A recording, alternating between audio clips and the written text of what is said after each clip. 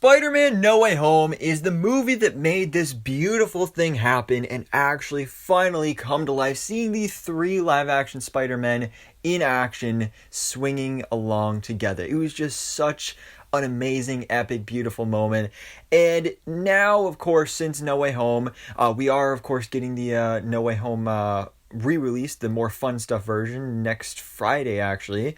But since No Way Home, everybody's been talking about Tobey Maguire and Andrew Garfield, specifically Andrew Garfield, and how we all want him to return, because No Way Home was kind of a redemption for that version of the character. You know, up until that point, those movies were really hated on, and now you've seen kind of a resurfacing of popularity for those films, and for specifically Andrew Garfield's Spider-Man, Peter 3, and it's been amazing. Andrew Garfield is my favorite Spider-Man, so I think it's been really a great thing to see.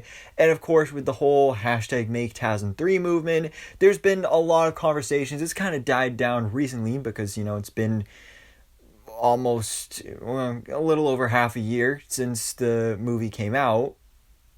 Almost a whole year. Actually, it was just like a year ago, a couple days ago, that we got the first official teaser trailer for Spider-Man No Way Home. So that's pretty crazy that, like, it's been that long. But anyway, back to what we're talking about here. Andrew Garfield Spider-Man and the Amazing Spider-Man 3. Because it is once again rumored that Sony is wanting to make this. And yeah, I mean, it's a smart business decision. I mean, it would be the smart move to actually make this thing happen, because I mean, you see the fan response. You see the fan response to Andrew Garfield's Spider-Man in No Way Home. You see the campaign of hashtag Make TASM3. We want it. It makes sense with story-wise and what you can do with these characters. And especially to kind of, you know, even if it is just one movie, if it is just TASM3, at least to close out that character officially, give him a good ending, and give him the trilogy that he deserves. I think that would be really amazing, but then we could go even further than that as well. So anyway, a new rumor is suggesting that Sony is not only developing Andrew Garfield's The Amazing Spider-Man 3, but that Tom Hardy's Eddie Brock Venom will be the main villain. And now, of course, if you guys have been watching my videos since No Way Home, you've seen every time I've been talking about this, TASM 3, Venom versus Andrew Garfield Spider-Man, you know how good of an idea I think this is. Because, you know, as cool as it would be to see Tom Holland's Spider-Man versus Tom Hardy's Venom, that would be awesome, but just given the No Way Home post-credit scene, it doesn't look like that's going to be the case. So Andrew Garfield versus Tom Hardy's Venom, that just makes logically so much sense. I mean, you literally saw in No Way Home when Toby and Tom were talking about fighting aliens. Of course, you know, Toby's Venom, and then Tom with Thanos. Andrew was like, oh, I want to fight an alien. Well, this is his chance. He could fight Tom Hardy's Eddie Brock Venom symbiote. And this would be perfect for just given where the character is at. We know, obviously, plenty of time has passed since TASM 2 when we meet up with Andrew in No Way Home. And this movie would likely be set after No Way Home. But just to do that, to have Andrew finally get the Venom symbiote, I think it's perfect timing for that character, because he even said that he stopped pulling his punches. So who knows what that means. He's been going through some darker times here. He is very vulnerable to something like the Venom symbiote that could take him over. So I think that would be really a great way to do the story, a great way to do a TASM 3 following the death of Gwen Stacy is with the Venom symbiote. That's kind of been, even before this rumor, just an idea that I've had. I've made plenty of videos about it on the channel, because logically it just makes sense for where the character is at and his story at this point in time. It just works really, really well. Now, you could also do this, to be fair, in Venom 3, which who knows what's going on with that movie. We do know that we're getting a third Venom movie, but we don't know what's going on over there. I mean, rumors are it's going to be more Venom versus other symbiotes, but hey, that's cool. I'm fine with that. But we still want to see Tom Hardy's Venom versus a Spider-Man, whether that's Tom Holland or Andrew Garfield. We want to see him versus Spider-Man in one way or another, and Andrew Garfield, I think, should be that one, because we've been having all these theories that possibly Venom and Morbius and all these Sony Marvel movies take place within the TASM universe, just given certain Easter eggs and background stuff, especially a lot of the things from the Morbius trailer that wasn't actually in the movie, which that's a whole other thing. But as I've been saying since No Way Home's release, again, Andrew Garfield should be the Spider-Man of the Sony universe. It's been made very, very clear that Tom Holland's Spider-Man is separate from that. He is in his own world. He is in the MCU, and I can't wait to see him continue his journey moving forward with Spider-Man 4 and the whole college trilogy, and especially being more of a street-level hero now going forward. That's going to be great, but you still need a Spider-Man for this Sony Marvel universe, because you can't just make all these random villain movies, turning them into heroes or anti-heroes, whatever you want to call them, and not have them fight Spider-Man.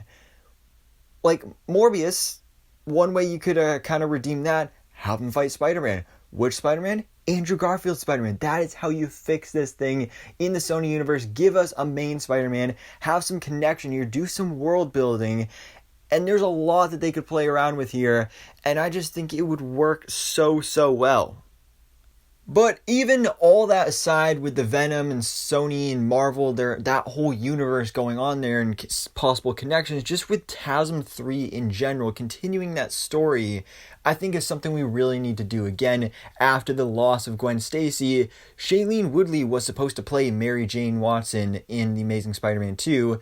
Her scenes were cut, but she was cast in the role. So I think that would be a great character to bring in for TASM 3, especially if he's dealing with the symbiote. She could be something that kind of a bridge between the darkness of the symbiote and his humanity. And, we could blossom that new romance there, because, Gwen is very dead, so there's no chance for that happening. But then again, there's the whole possibility that another great, idea for TASM 3 that I've also been talking about for a while is Spider-Gwen. Bring back Emma Stone as a Gwen Stacy from a different universe where it's the opposite. She became the Spider-Person and her Peter Parker died.